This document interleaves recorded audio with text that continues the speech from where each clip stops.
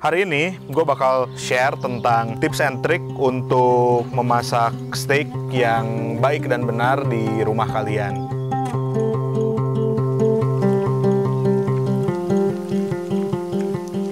Kalau kita ngomongin grilling meat, gue punya dua teknik sederhana yang biasa kita pakai.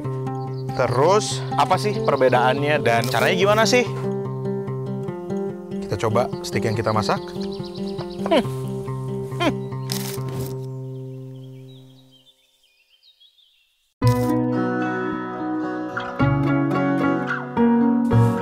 Selamat datang brother-brother sekte perdagingan.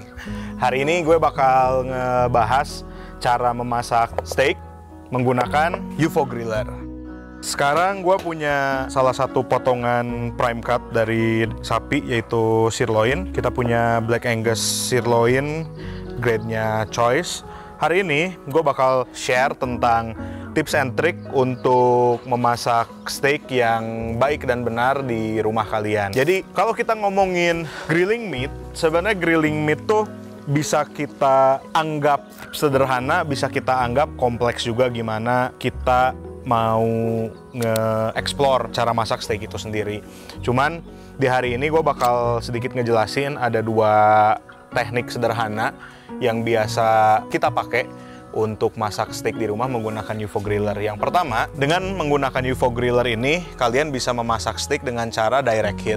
Jadi direct heat itu, kalian tinggal langsung bakar steak kalian tepat di atas arang atau api yang kalian bakar. Teknik yang kedua, ada teknik indirect heat, biasa disebut reverse sear. Jadi reverse sear ini tuh biasanya, teknik ini dipakai kalau kita di rumah tuh menggunakan dua alat. Yang pertama, kita menggunakan oven. Yang kedua, kita menggunakan pan sear.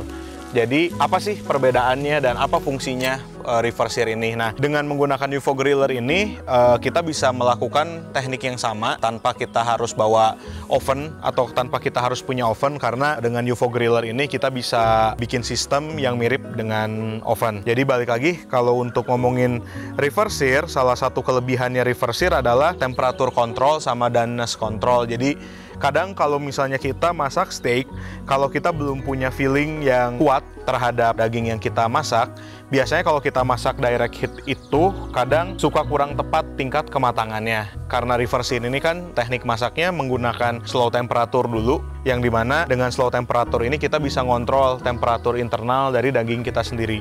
Caranya gimana sih untuk kita mengetahui internal temperatur dari daging yang kita masak?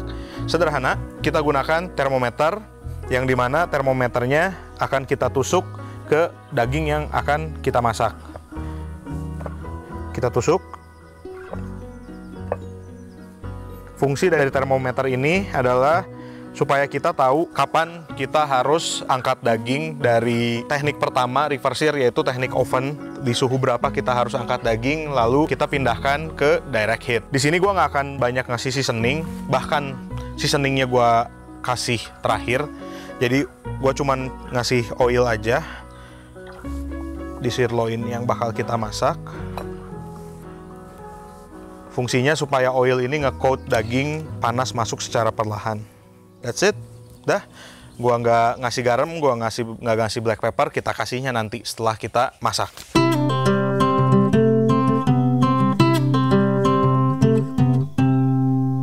Dan kali ini kita bakal masak sirloin yang kita punya ini di tingkat kematangan medium, karena mungkin itu kali ya tingkat kematangan yang paling umum di sini. Dan untuk dari berapa sih suhu yang harus kita capai untuk tingkat kematangan medium, kita bahas dulu dari tingkat kematangan rare.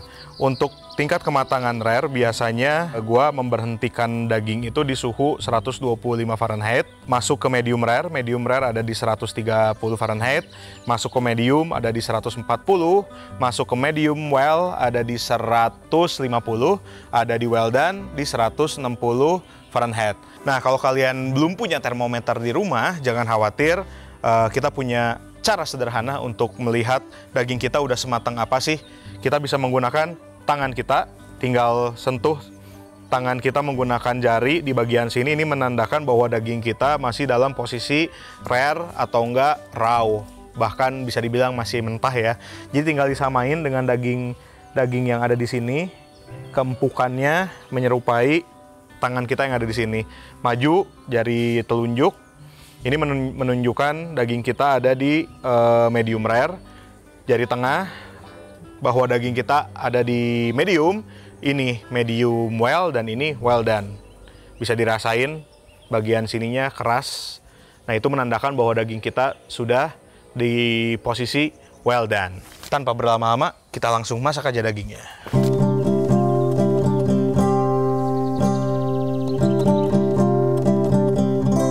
Oke, sekarang kita masak daging dengan teknik reverse sear. Jadi masak dagingnya bukan direct langsung di atas arang, tapi kalian tempatin daging sejauh yang kalian bisa.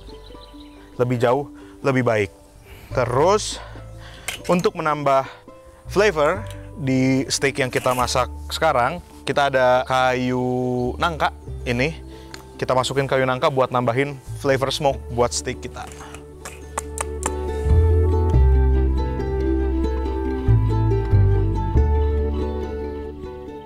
Oh iya, by the way, si daging sirloin yang kita masak sekarang ini beratnya di 370 gram dan cocok banget buat dimasak dengan teknik reverse sear, karena teknik reverse sear ini biasanya gua pakai personally untuk cut daging yang memang beratnya di atas 300 gram. Kenapa? Karena untuk ngekontrol tingkat kematangan paling mudah adalah kita mulai dari teknik pengovenan, yang dimana dengan teknik pengovenan kita bakal dapetin tingkat kematangan yang merata, karena kita bakal dapat temperatur yang rata di sekeliling grillan kita. Perbedaannya dengan kita masak langsung direct grill, daging yang beratnya di atas 300 gram kita bakar langsung di atas api. Panas api itu kan menyebar, belum kalau misalnya kita kena angin nih, panas api itu menyebar. Dan yang gua kurang suka dengan masak langsung direct grill di potongan daging yang tebal adalah itu tadi, ketika kita slice matangnya tuh nggak merata. Dan balik lagi, kelebihan dari reverse sear itu sendiri adalah temperatur kontrol. Kita bisa tahu kapan kita harus ngegrill daging yang akan kita masak dan kapan kita harus mengangkat daging yang kita masak supaya kita bisa dapat tingkat kematangan yang perfect. Oke, sekarang termometer nunjukin internal temperatur daging ada di 111 Fahrenheit. Dan kita tinggal tunggu sekitar 20 derajat lagi sampai kita ngebuka dan langsung kita direct heat masaknya. Udah medium rare, kita buka grillannya. Looks good. Gue bakal cabut termometer yang nempel di daging. Jadi sekarang kita bakal langsung grill dagingnya dengan teknik direct grill, direct heat.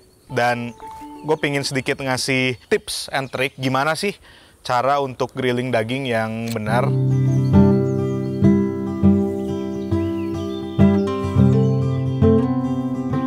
Hal yang sering terjadi ketika kita masak steak dengan teknik direct heat adalah sering sekali daging yang kita masak itu kegosongan. Dagingnya warnanya berubah menjadi warna kehitaman karena terlalu dekat kontaknya dengan api, ataupun kita masak daging dengan api yang terlalu membara dengan waktu yang cukup lama. Dengan reverse sear, kita hanya cukup membakar daging sebentar sampai warna daging ini kecoklatan, bukan hitam. Jadi yang kita cari bukan gosong, tapi crust. Crust itu nanti kita lihat, surface lemak ataupun surface daging akan berubah menjadi kecoklatan dan punya tekstur yang crunchy. Kita langsung direct grill. Bam.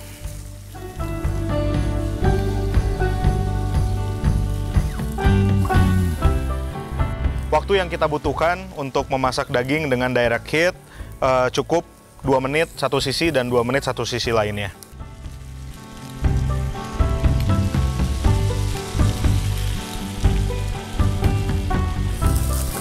Nah, ini yang gue maksud tadi, crust.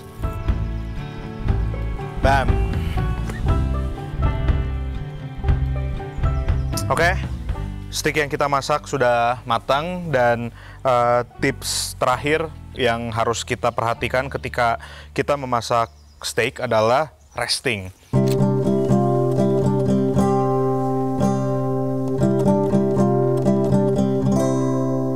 resting ini adalah menjadi salah satu part yang gak kalah pentingnya dengan teknik masak reverse sear, karena dengan kita memasak steak terjadi reaksi yang dimana lemak akan mencair, dan dengan fungsi resting ini kita membiarkan temperatur dari daging ini turun sedikit sehingga si jus yang keluar dari daging nih, ini ada jus keluar dari daging, dia akan absorb kembali ke dalam daging yang kita akan makan.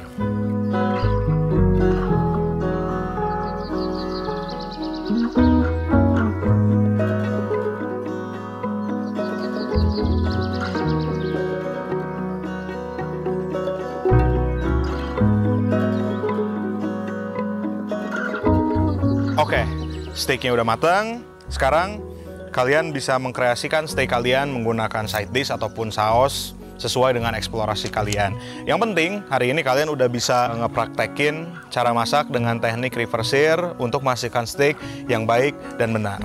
Bagaimana memasak steak menggunakan UFO Grill? Mudah bukan?